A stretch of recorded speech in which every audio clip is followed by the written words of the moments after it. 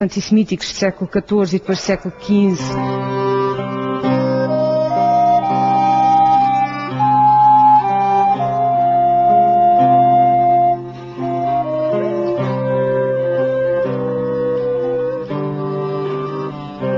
Uns anos atrás, quando visitávamos Valência de Alcântara, chamou-nos a atenção este edifício, sobretudo porque as pessoas daqui diziam que era a Igreja de los Judíos. A Igreja de los Judíos, coisa tão estranha, judeus com a Igreja, mas enfim, obviamente viemos cá ver.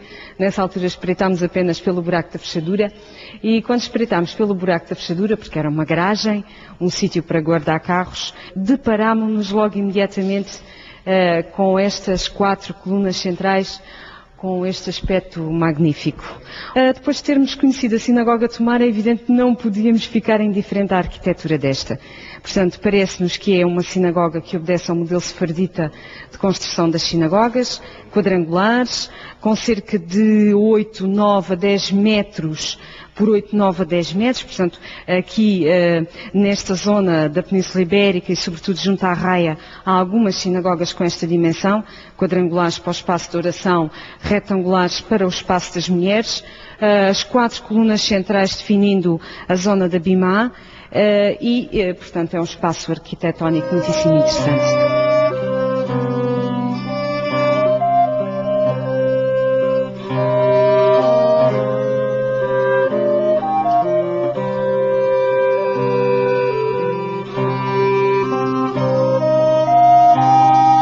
Depois de entrarmos, verificámos também, como podereis observar, que é exatamente na parede sudeste que se encontra a rocha viva, se encontra uma rocha. Será coincidência, será um acaso, ou será que efetivamente o facto desta rocha que aqui foi deixada e que não foi retirada quer significar alguma coisa e tem alguma lembrança, alguma memória da pedra fundamental do Templo de Salomão? É possível que seja isso.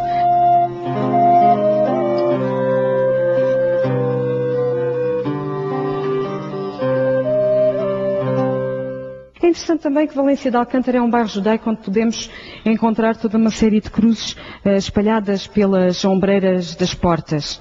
Cristianização do espaço, cristianização de um bairro, numa vila onde ainda por cima se deu um casamento real muitíssimo importante para a história dos judeus peninsulares. O casamento entre o nosso rei Dom Manuel e a infanta Dona Isabel, filha dos reis católicos. Foi na igreja de Rocamadouro, um pouco mais acima, que teve lugar esse casamento que motivou a expulsão dos judeus de Portugal em 1496. Naturalmente esse casamento teve implicações na estrutura do espaço. A Inquisição também esteve aqui presente. Aliás, temos uma pedra de armas da Inquisição numa das ruas, a Calha de Bordalo. E naturalmente deve ter havido preocupação em cristianizar também este espaço.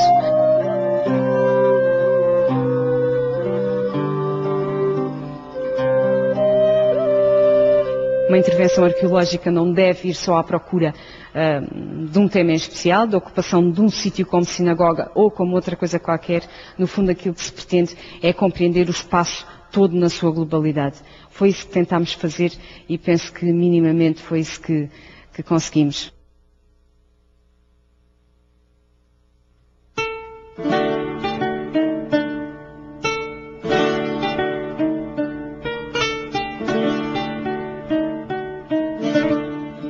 De volta ao território português, avistamos Marvão.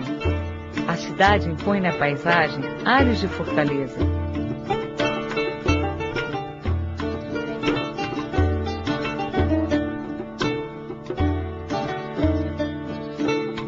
Foi um dos mais importantes pontos de entrada dos judeus em Portugal. Pela Torre da Portagem, atravessavam e pagavam por sua suposta liberdade no reino de Dom Manuel.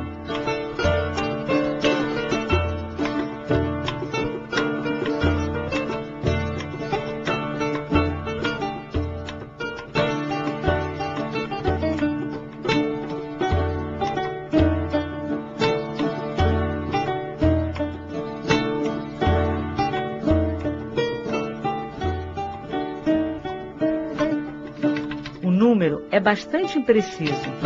Calcula-se que entre 15 mil e 120 mil judeus cruzaram a fronteira fugindo da Inquisição Espanhola. É preciso tomar muito cuidado quando nós falamos de Sefarad. Sefarad não é só Espanha. Sefarad são também judeus portugueses, porque quando os judeus da Espanha entraram em Portugal, já havia judeus portugueses residentes em território lusitano. Havia, pode-se dizer, aproximadamente 30 mil judeus vivendo em Portugal quando chegaram os da Espanha. 30 mil a 50 mil. É impossível a gente precisar o número. Se chegaram 120 mil, ou digamos 100 mil, então, no mínimo, 150 mil judeus passaram a viver em Portugal. Nessa época, a população de todo Portugal era 1 milhão.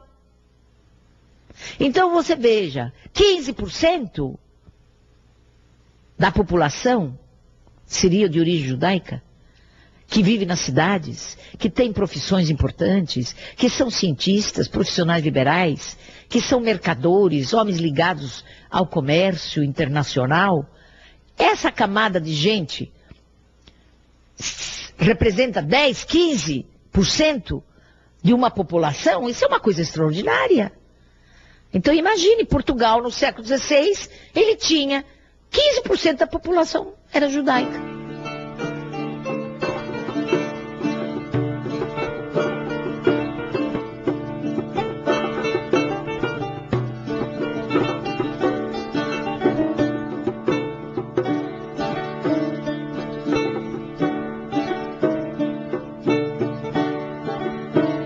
Em 1996, 500 anos após o Edito de expulsão dos judeus de Portugal, o governo português escolheu o local para um pedido de desculpas oficial por atos cometidos contra judeus pela coroa portuguesa.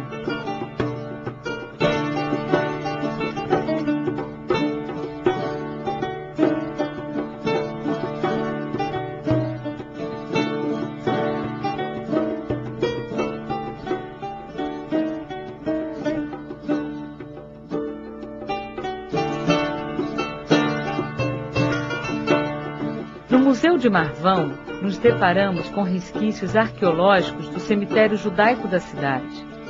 2 lápides funerárias decoradas com a menorá. Peças como estas são extremamente raras em Portugal.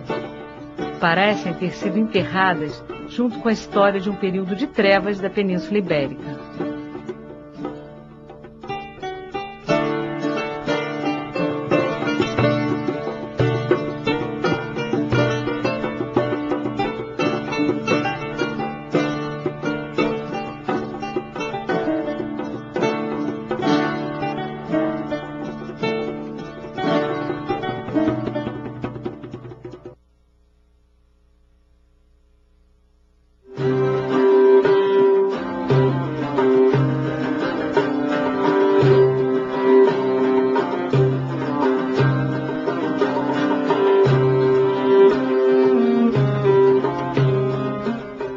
Ao norte, tomamos o caminho da cidade de Guarda. A antiga judiaria ocupa parte da cidade medieval cercada por muralhas. Montanhas altas e mares fondas, llévame onde ti querido.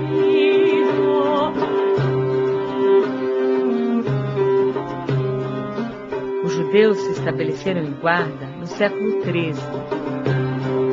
Llévame onde ti amor, el que me dé consolación. Caminhamos por ruas estreitas e casas de pedra, que parecem adormecidas no templo. Passados mais de 500 anos, os locais permaneceram, mas os judeus se foram.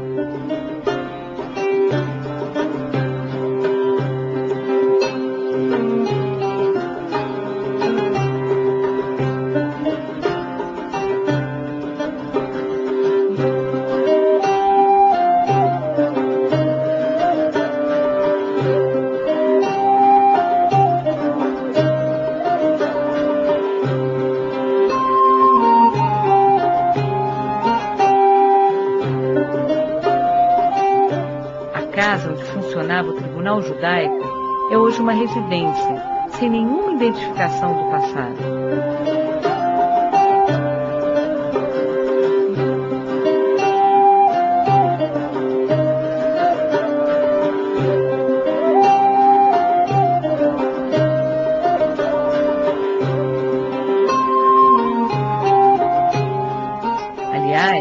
Como a maioria dos edifícios com alguma referência judaica em Portugal, é preciso ter olhos atentos para descobrir as marcas da história.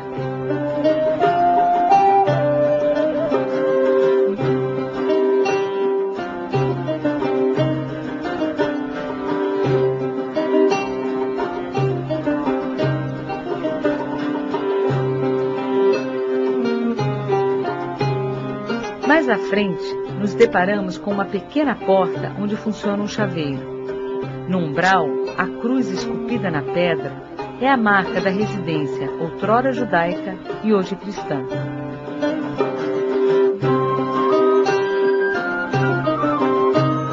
No fundo da loja, resquícios arqueológicos da presença dos judeus.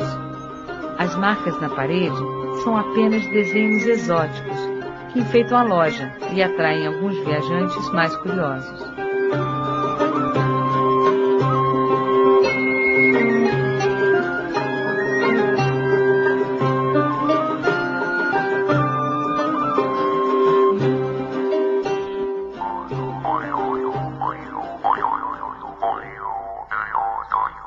A vizinha Trancoso, também medieval, foi centro de uma importante comunidade judaica nos séculos XIV e XV.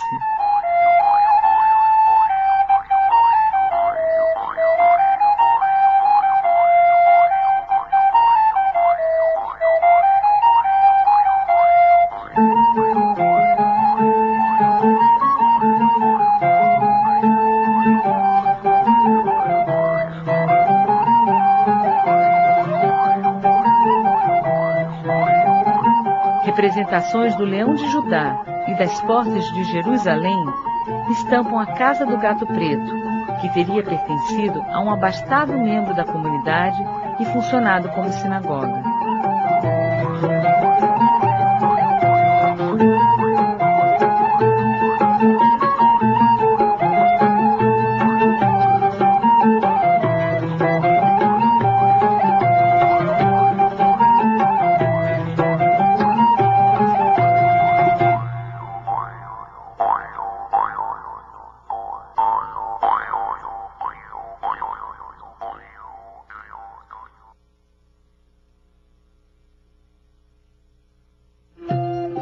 Seguimos viagem para Belmonte. A curiosidade aumenta à medida que nos aproximamos da pequena cidade erguida nos confins de Portugal. Diz-se que os judeus de Belmonte conseguiram preservar a tradição religiosa graças à localização da cidade. O povoado, erguido numa área geograficamente acidentada da região da Beira Alta, dificultava o acesso dos inquisidores do Santo Ofício. Isso não significava, porém, que os judeus pudessem seguir a religião livremente. As conversões também eram obrigatórias, e o judaísmo se manteve graças à tradição oral. Normalmente eram as avós que mantinham sempre as tradições. Em Belmonte é a mesma coisa. As velhinhas é que mantêm a tradição, não são os homens. Eram tradições orais, não? Porque não podiam ter papéis escritos, nada, tinham que decorar. Tinha que ser oral. Assim, Belmonte abrigou o mais importante núcleo de marranos do país, o único do mundo. O inusitado desta comunidade judaica é que sua existência só foi revelada depois da Primeira Guerra Mundial, pelo judeu Samuel Schwartz, que a descobriu por acaso. Foi na década de 20 que um engenheiro de Minas foi trabalhar no norte de Portugal, numa região Covilhã, Belmonte, e ele, pela primeira vez, divulgou uma notícia que era completamente desconhecida para o mundo.